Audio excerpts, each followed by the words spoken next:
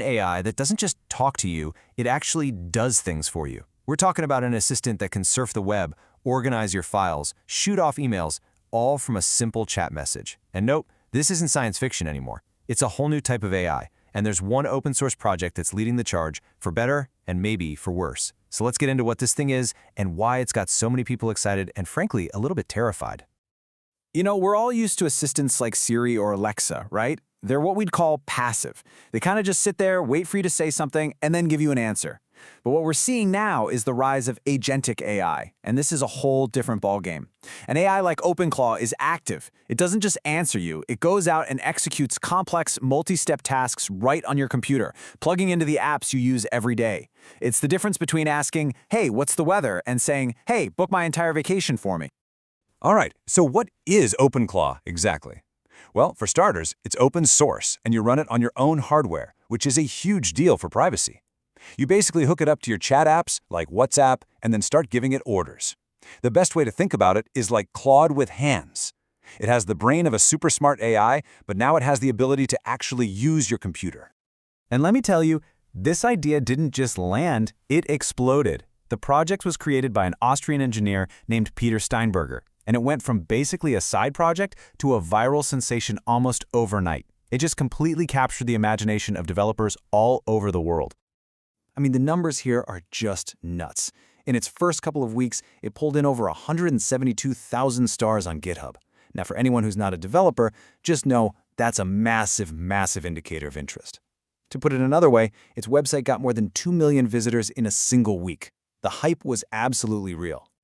But, you know, when you grow that fast, things can get, well, chaotic.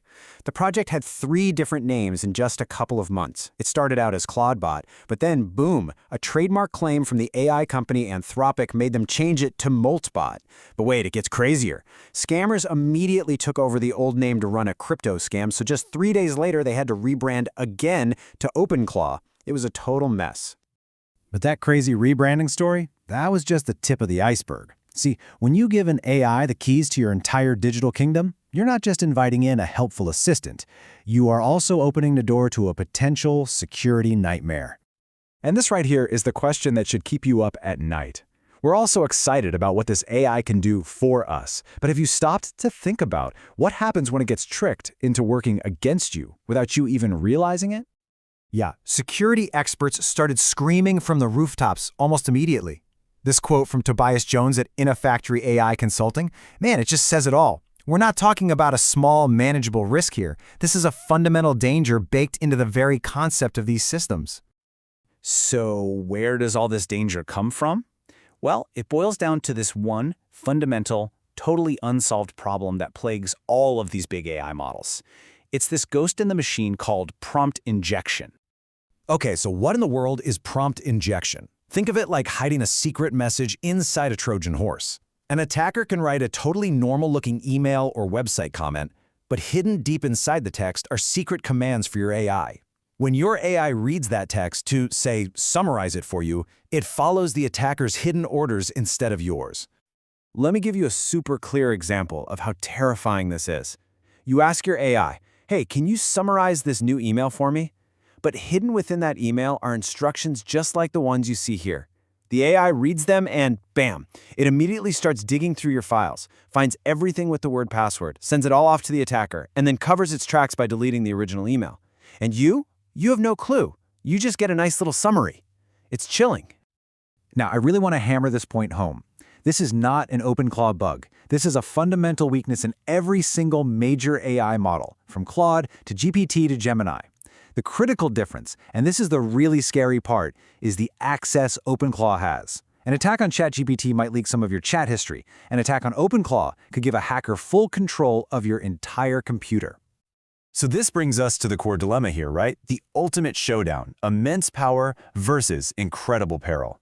How on earth are we supposed to balance the dream of having a powerful AI assistant with these huge unsolved security risks?